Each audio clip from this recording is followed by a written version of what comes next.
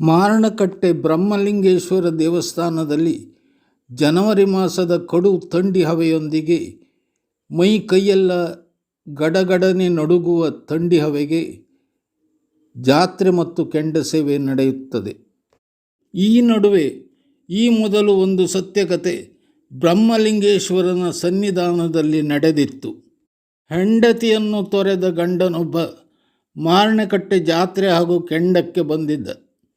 ಅತ್ತ ಕಡೆಯಿಂದ ಅವನು ಕೈಬಿಟ್ಟ ಹೆಂಡತಿಯೂ ಬಂದಿದ್ದಳು. ಇಬ್ಬರು ಒಬ್ಬರನ್ನೊಬ್ಬರು ನೋಡಿದರು, ಆದರೆ ಮಾತನಾಡಲಿಲ್ಲ. ಎಷ್ಟಾದರೂ ಗಂಡ ಕೈಬಿಟ್ಟ ಹೆಂಡತಿ, ಹೆಂಡತಿ ಕೈಬಿಟ್ಟ ಗಂಡ. ಆದರೆ ಮಾರಣಕಟ್ಟೆಯ ಈ ಕ್ಷೇತ್ರದಲ್ಲಿ ಆಗಾಗ ಪವಾಡ ನಡೆಯುತ್ತಲೇ ಇರುತ್ತದೆ. ಕ್ಷೇತ್ರದ ಬ್ರಹ್ಮಲಿಂಗೇಶ್ವರನು ಕ್ಷೇತ್ರದ ಸುತ್ತ ಥಂಡಿ ಹವೆಯನ್ನು ಹೆಚ್ಚು ಮಾಡಿದ್ದನೋ ಏನು, ಬೇರೆಯಾದ ಗಂಡ ಹೆಂಡತಿಯರು ಥಂಡಿ ಹವೆಯ ಬಿಗು ಹೊಡೆತಕ್ಕೆ ಕಟಕಟನೆ ನಡುಗುತ್ತಿದ್ದರು.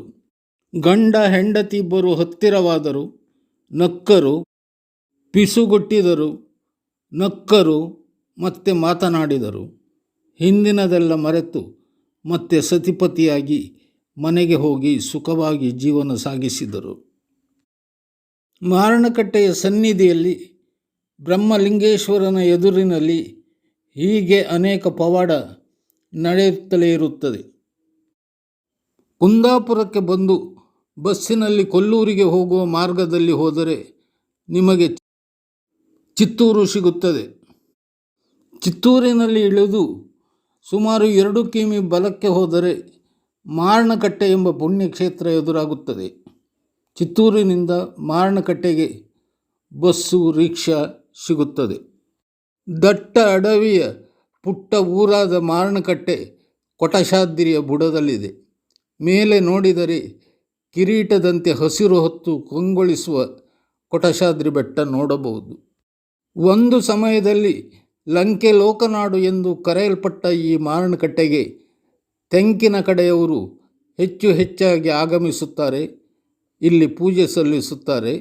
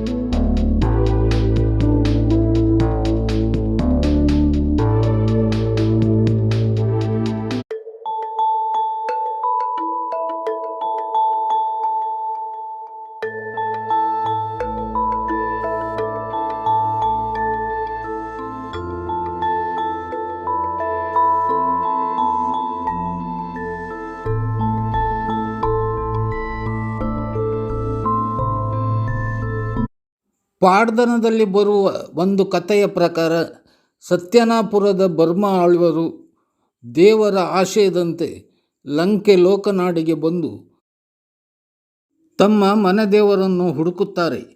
ನಶಿಸಿ ಹೋಗಿದ್ದ ದೈವದ ಮನೆಯನ್ನು ಹುಡುಕಿ ಅಲ್ಲಿ ನಾಶಗೊಂಡ ದೈವದ ಮೂರ್ತಿಗಳನ್ನು ಒಟ್ಟು ಮಾಡಿ ಜೀರ್ಣೋದ್ಧಾರ ಮಾಡಿ ಹೊಸ ದೇವಾಲಯವನ್ನು ಕಟ್ಟಿಸುತ್ತಾರೆ.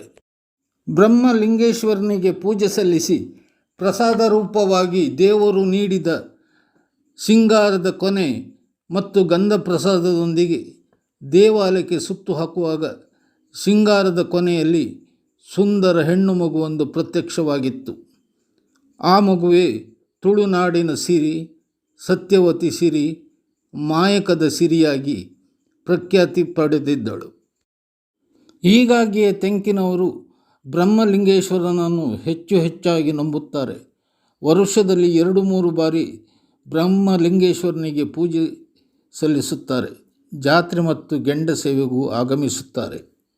ಅಷ್ಟೇ ಅಲ್ಲದೆ ಮಾರಣಕಟ್ಟೆ ಸುತ್ತಮುತ್ತಲಿನ 100 ಗ್ರಾಮದವರು ಬ್ರಹ್ಮಲಿಂಗೇಶ್ವರನನ್ನು ನಂಬಿಕೊಂಡು ಬರುತ್ತಿದ್ದಾರೆ. ಕಷ್ಟದಲ್ಲಿರುವವರನ್ನು ಕೈಬಿಡದ ಬ್ರಹ್ಮಲಿಂಗೇಶ್ವರ ಈ ಕಡೆಯವರಿಗೆಲ್ಲ ಹಾಗೂ ಎಲ್ಲ ಕಡೆಯವರಿಗೂ ಇಷ್ಟ ದೇವರಾಗಿದ್ದಾರೆ.